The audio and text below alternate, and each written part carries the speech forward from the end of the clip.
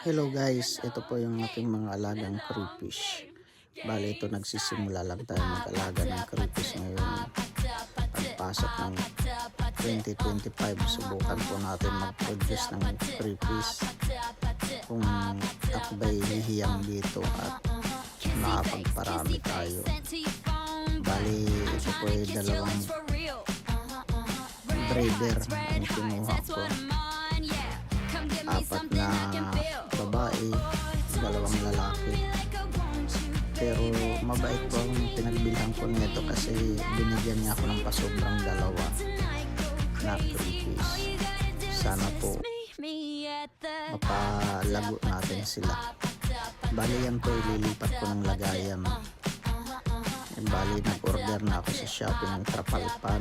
Naantay ko lang po ang dating. Tapos gagawa tayo ng DIY filter.